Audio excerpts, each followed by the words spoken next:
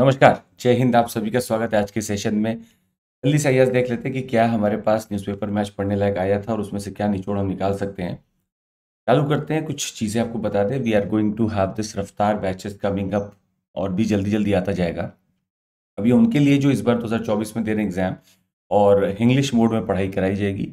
रफ्तार है नाम से, it's very clear that's a crash course, तो you can join this. Subject wise चलेगा, सीसैट भी है, टेस्ट सीरीज़ भी है, 2 इयर्स का करंट अफेयर्स भी है and you will get an updated hand out also. तो आप इसमें जुड़ सकते हैं हमारे साथ। और let's start with the word of positivity of the day. कहा जाता है आर्जवम ही कुटिलेशु न नीति ही। और इसका ये मतलब होता है कि कुटिल जनों के प्रति सरलता रखना बेवकूफ़ी होती है। तो कुटिल जनों के प्रति सरलता नीति नहीं रख सकते आप, आपको भी थोड़ा सा दिमाग लगाना पड़ेगा, else you are going to lose out the game. और ये कंपटीशन है, तो कंपटीशन में तो आप समझ सकते हैं कि सबको ही अपना अपना दिमाग लगाना ही पड़ेगा।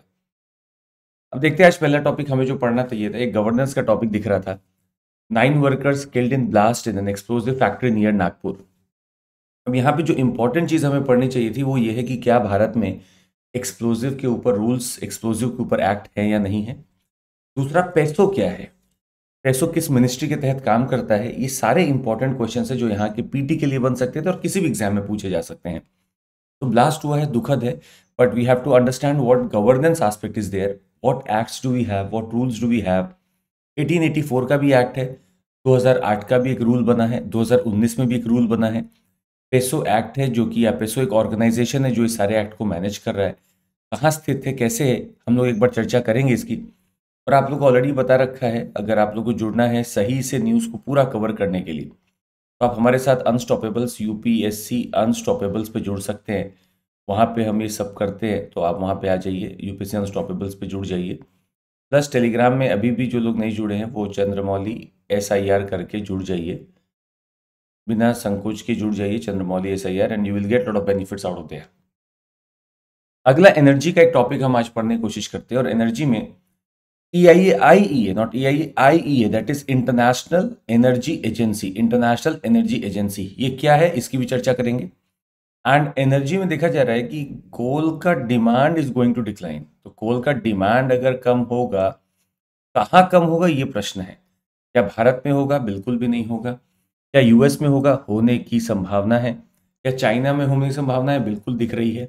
पर क्या इंडिया में या बाकी के कंट्रीज में है? ऐसा अभी कुछ भी नहीं कहा जा सकता है। इंडिया में तो अभी पीक डिमांड आना बाकी है। तो आईए का कहना है कि हाँ, ग्लोबली कुछ वेरिएशन हो सकता है, पर कुछ जगहों पे कोल अब घटता हुआ दिखेगा। तो COP28 के बाद कुछ चीजें जो साफ हुई थी कि कोल को कम से कम माना तो गया है कि ये परेशान करता है।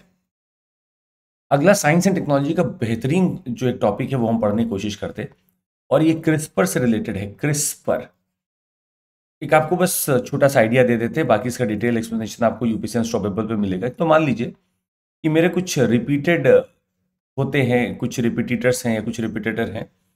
अब ये जो रिपीट होते रहते हैं, मान लीजिए मुझे यहाँ पे कोई एरर पाया गया अपने DNA में। क्रिस्पर क्या यूज करता है, Cas9 एक एंजाइम इसको भेजेगा और इस इतने पार्ट को काट देगा, और साथ ही में कैरियर भी है ये, तो लेकर जाएगा और यहाँ पे नया पार्ट जोड़ देगा।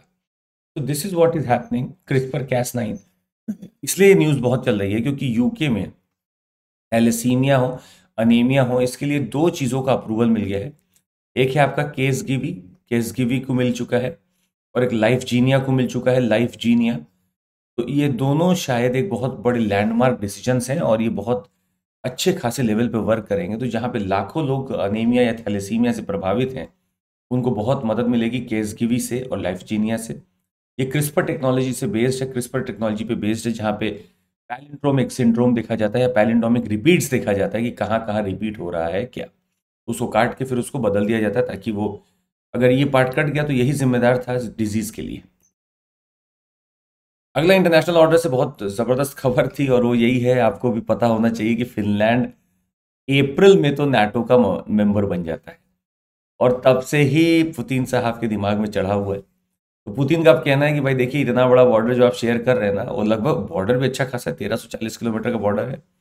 बोले जी, इतना बड़ा बॉर्डर आप शेयर कर रहे हैं ना, यहाँ पे अब दिक्कतें चालू हो चुकी हैं, तो अब आप भी संभल के रहो, अगला आपके ऊपर भी कदम आ सकता है। तो फिनलैंड तब से डरा हुआ है, बड़ा तेजी में नाटो में घुसा भी था। इसलिए घुसा था क्योंकि इसको पता था कि अगर ये पुतिन साहब कभी भी बोले, सबसे बड़ा परेशानी फिनलैंड को ही होगा।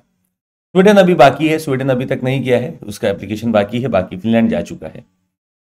ह्यूमन रिसोर्स, एक दुखद खबर माइग्रेशन से रिलेटेड। तो लीबिया से क्या होता है कि आज ये पहली बार ऐसा खबर नहीं आ रही है। If you see your Africa's map you will see that the people when they go from here to here, एक बोट पे जहां पे 50 लोग बैठ सकते थे वहां 150 लोग बैठेंगे, और वो अगर डूब जाती है तो बहुत लोग इसमें जान गंवा देते हैं। 60 लोगों का ऑलरेडी मौत हो चुका है, कुछ अभी भी लापता है। और ये कहाँ हुआ है?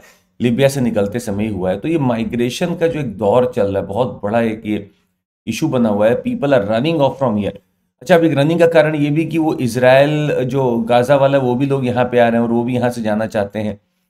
बहुत सारी इशू इस समय चल रही है। तो माइग्रेशन का पैटर्न इस समय ऐसा हो रखा है, people would want to go from the disputed regions to some safe location, but हालत ऐसी है कि वो कहीं ना कहीं वहीं पे खत्म हो जा रहे हैं। Very sad state of affairs that is happening.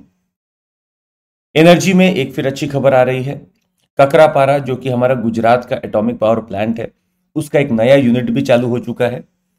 आपको एक कमेंट करके एक चीज बतानी है कि भारत में कहाँ कहाँ न्यूक्लियर पावर प्लांट है, आप नीचे कमेंट करके बताएंगे। न्यूक्लियर पावर प्लांट कहाँ कहाँ है, आप नीचे कमेंट करके बताएंगे। क्रिटिकलिटी अचीव करने का मतलब है कि वो रिएक्शन चालू हो चुके हैं, अभी एनर्जी प्रोड्यूस करने को बिल्कुल बेताब है, तैयार है। 700 मेगावाट कैपेसिटी के यहाँ पे हैं आपके रिएक्टर्स, और ये सारे आपको बता दें प्रेशराइज्ड हेवी वाटर रिएक्टर्स हैं। इसका भी एडवांटेज और डिसएडवांटेज क्या है हम लोग पढ़ेंगे यूपीएससी अनस्टॉपेबल पे, तो आपसे मुलाकात होगी वहीं पे।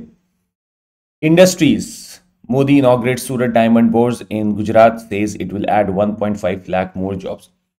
तो हमारा ध्यान बहुत इस पे नहीं है, पर हमारा ध्यान दो तीन चीजों पे, वो है जेम्स एंड ज्वेलरी का जो एक जो जेम्स और एक ज्वेलरी का जो एक मार्केट बढ़ता जा रहा है, वो क्या आखिर है, कैसे है, और सूरत ओरिएंटेड क्यों है, सूरत में ऐसा क्या हो रहा है, कितने हमारा जीडीपी में कितना बड़ा कंट्रीब्यूटर है, कितना एक्सपोर्ट करता है, हमें ये सब देखना पड़ेगा यहाँ पे। अब तो लैब ग्रोन डायमंड भी हमारे यहाँ बहुत अच्छे से बढ़ रहे हैं, तो ये दोनों को हम लोग को पढ़ना चाहिए। जेम्स एंड ज्वेलरी का पूरा सेक्टर, डायमंड का पूरा सेक्टर। इंडिया नेबरहुड से खबर आ रही है, Bhutan to have massive green city along the Assam border, very important news. तो एक मैसिव ग्रीन सिटी बनाई जा रही है अलोंग द असम बॉर्डर। तो इंडिया नेबरहुड में जब आप देखेंगे तो अभी कुछ दिन पहले ही एक हमारा इन्होंने ऑनरेबल प्राइम मिनिस्टर को धन्यवाद भी दिया कि आपने कुछ जो प्रोजेक्ट चालू किया, इंटरलिंकिंग प्रोजेक्ट, जहां से ट्रेन चालू होकर यहाँ तक जाएगी, उसी के आसपास ये लोग क्या कर रहे हैं, एक ग्रीन सिटी बना रहे हैं। वैसे भी भूटान को ग्रीन के लिए जाना जाता है, और इसको कहा जा रहा है कि अब भूटान धीरे धीरे लीस्ट डेवलप्ड कंट्री से निकल रहा है, और निकलने के बाद ये शायद अब भारत और ये दोनों एक बहुत पावरफुल की तरह दोस्त भी हैं और बहुत पावरफुल की तरह आगे बढ़ सकते हैं। तो ये शायद एक अच्छी खबर है। ठीक है, उनसे भी हमें सीख लेनी चाहिए कि ग्रीन सिटीज़ होना बहुत ज़रूरी है। वैसे ही एक दो सिटी सऊदी अरेबिया में भी बनने की बात थी, चालू भी है काम, पर अभी पता नहीं कहाँ किस लेवल पे है, पर फिलहाल Bhutan is going to do this. Science and technology से एक और खबर है जो आज हमें पढ़नी चाहिए थी, वो है आर्टिफिशियल इंटेलिजेंस एक्ट। पहली बार यूरोपियन यूनियन ने पहली बार, अगर आप देखेंगे तो एक्ट बना दिया है किसके ऊपर, आर्टिफिशियल इंटेलिजेंस के ऊपर। हमारे लिए क्या फायदा, भारत में अभी तक ऐसा कोई भी लॉ नहीं है, कोई भी एक्ट नहीं है। अब हम इनको कम से कम पढ़ के देख सकते हैं क्या करना चाह रहे हैं, क्या नहीं करना चाह रहे हैं, और उसको हम अपने हिसाब से इंडियनाइज कर सकते हैं, अपने हिसाब से मॉडिफाई कर सकते हैं, सीख सकते हैं। तो ये हो रहा है। हालांकि हम लोग का लेवल इतना था कि अभी तक हम लोग को भी एक्ट ले आना चाहिए था, पर हम लोग दूसरों के लिए वेट करें, ये ठीक नहीं है। पर ठीक है, ईयू का एआई एक्ट हमें पढ़ना है बहुत अच्छे से, शायद प्रश्न बन सकता है। आज के लिए बस इतना ही था पेपर में। मिलते हैं आपसे यूपीएससी अनस्टॉपेबल चैनल पर। आपको बता दें प्फाउंडेशन बैचेस भी हमारे चालू हैं, जिसमें सारे ही आप देख सकते हैं सब्जेक्ट्स आपको कवर कराए जाएंगे। 1:1 मेंटरशिप आप अगर आइकॉनिक लेते हैं तो मिल जाती है। प्लस लास्ट माइल है जो हमारा इंटरव्यू प्रोग्राम है, इसमें भी आप हमसे जुड़ सकते हैं, और ईएमआई फैसिलिटी भी हमारे पास अवेलेबल है। जुड़ने के लिए बहुत बहुत धन्यवाद। आपको पता ही है निरंतरता ही सफलता की कुंजी है, जो निरंतर है वही सफल है। आपको बस निरंतर रहना, सफलता मिलेगी। बाय, टेक केयर, जय हिंद।